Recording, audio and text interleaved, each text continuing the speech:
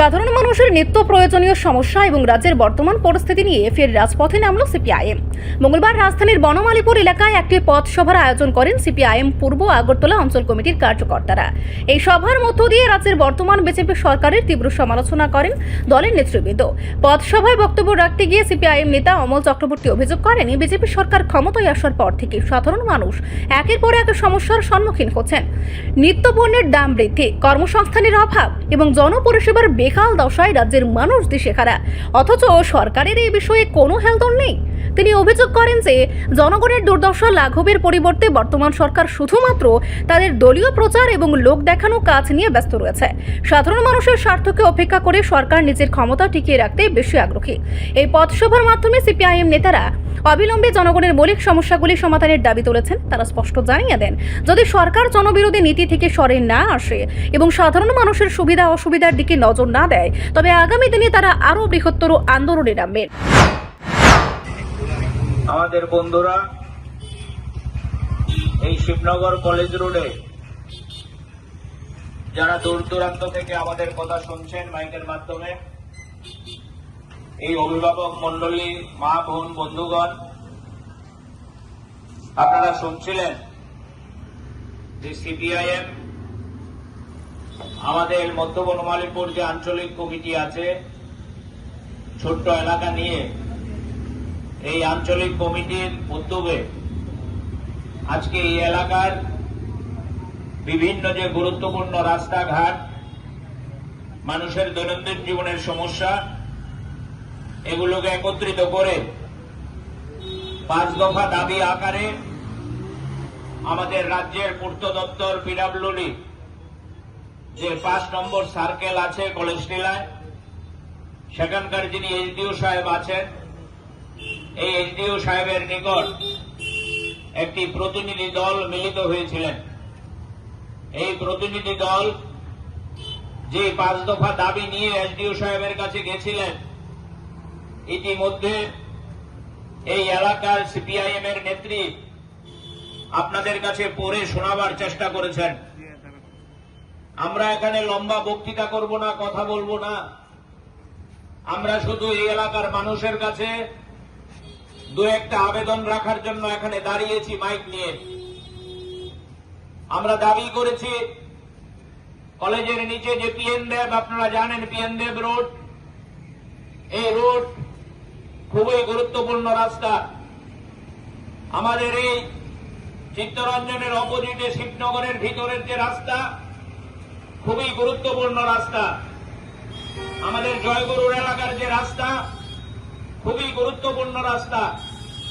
আপনারা লক্ষ্য করবেন, গোটা আগরতলা শহরে মুখ্যমন্ত্রী থেকে শুরু করে মন্ত্রিসভার সদস্যদের ফ্ল্যাক্সের মুখ দিয়ে ঢেকে গেলেও রাস্তাঘাটগুলোতে পিচ পড়ছে না, রাস্তাঘাটগুলো সারাই হচ্ছে না। শুধুমাত্র বড় বড় কয়েকটা রাস্তার উপর পিচ ঢালছে রাতের অন্ধকারে, তার মধ্যেও করাপশন। সকালবেলা পিচ ঢাললে বিকেলবেলা উঠে যায়। এই রাস্তাঘাটগুলো দিনের পর দিন সংস্কার হচ্ছে না, মানুষ চলাচল করতে পারছে না। গত পরশুদিন লক্ষ্য করেছেন, 1 ঘন্টার বৃষ্টি হয়েছে, আগরতলা শহর জলের তলায়। মানুষ কোমর জল ভেঙে তাদেরকে বাড়িতে যেতে হচ্ছে। ওই প্যারাডাইজ চমুনি, পুষ্পবীর চমুনি, বিএম এর সামনে, মঠ চমুনিতে, গণনাথ চমুনিতে জলের উপর স্কুটি ভাসে, বাইক ভাসে, মানুষ যেতে পারছে না রাস্তায়, বাড়িঘর জলের তলায়। আমি এই কথা কেন বলছি? বৃষ্টি হলে জল জমবে, এটা আমরা আপত্তি করছি না। বৃষ্টি হলে জল জমতে পারে, কিন্তু আজকের যারা শাসক দল, আজকের যিনি মুখ্যমন্ত্রী কিংবা আগের মুখ্যমন্ত্রী, তারা কেউ কেউ এই বনমালীপুর থেকে নির্বাচিত হয়েছিলেন। ভোটে নির্বাচিত হওয়ার পর তারা সাংবাদিকদের ডেকে বলেছিলেন, 2020 সাল মনে করে দেখুন, এখান থেকে বেশি দূরে নয়, রাম ঠাকুর আশ্রমের সামনে তৎকালীন মুখ্যমন্ত্রী সাংবাদিকদের ডেকে বলেছিলেন, আমরা ডাবল ইঞ্জিনের সরকার ক্ষমতায় চলে এসেছি, আর আগরতলা শহরে জল জমবে না, কয়েক মাস অপেক্ষা করুন। 2020 থেকে আজকে 2026, আগে যেই রাস্তায় জল জমত না, এখন এই রাস্তায়ও জল জমে। আজকের মুখ্যমন্ত্রী মানিক সাহা 2022 সালে সাংবাদিক সম্মেলন করে বলেছেন, আর জল জমবে না আগরতলায়, জলের যন্ত্রণা মানুষকে আর ভোগ করতে হবে না।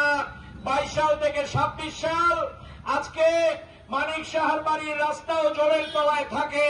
আমরা শুধু জবাব চাইছি, যারা এই প্রতিশ্রুতি দিলেন, এই প্রতিশ্রুতি আপনারা পূরণ করতে পারলেন না।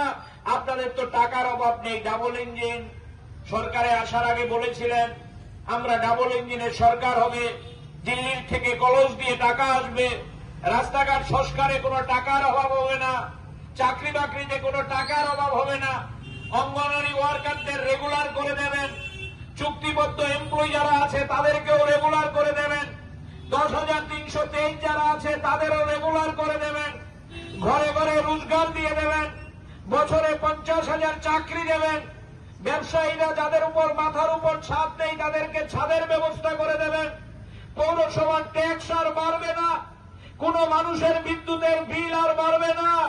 আমি জিজ্ঞেস করি, 8 বছরের সরকার প্রতিশ্রুতি একটাও যদি পূরণ করতে পারেন, মাইকের সামনে যদি বলতে পারেন আমরা প্রতিশ্রুতি পূরণ করেছি, আমরা লাল ঝান্ডা রাস্তায় নামবো না।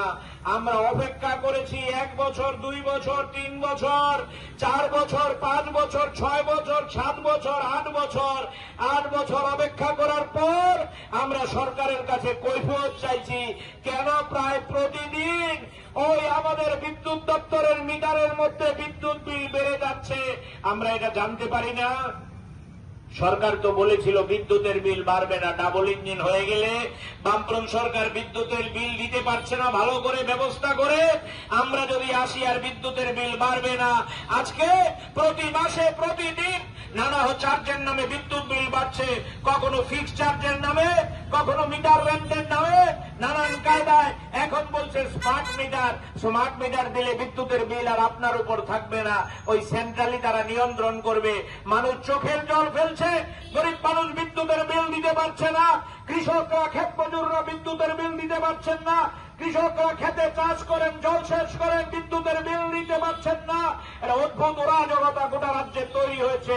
শুধু বিদ্যুতের বিল না, পেট্রোলের দাম, ডিজেলের দাম, সিএনজির দাম আকাশ ছোঁয়া প্রতিদিন বাড়ছে। কখনো বলছে যুদ্ধের কারণে, কখনো বলছে বিদেশে তেলের দাম বেড়েছে বলে। 2018 সালের আগে তো একবারও বলেননি যুদ্ধ আসলে তেলের দাম বাড়বে। 2018 সালের আগে তো একবারও বলেননি ওই যদি বিদেশে তেলের দাম বাড়ে আপনাদের এখানে তেলের দাম বাড়বে। 2018 সালে বলেছিলেন শুধুমাত্র আমাদের একবার ভোট দিয়ে দেখেন, আমরা ত্রিপুরা রাজ্যকে সোনা দিয়ে বাঁধিয়ে দেব। আজকে সোনা দিয়ে বাঁধিয়ে দেওয়া দূরের কথা, ওই আপনার পিতল দিয়েও বাঁধাতে পারছে না। আজকে আগরতলা রাস্তাঘাটের চেহারা নাগরিকদের সবচেয়ে ভালো অভিজ্ঞতা আছে।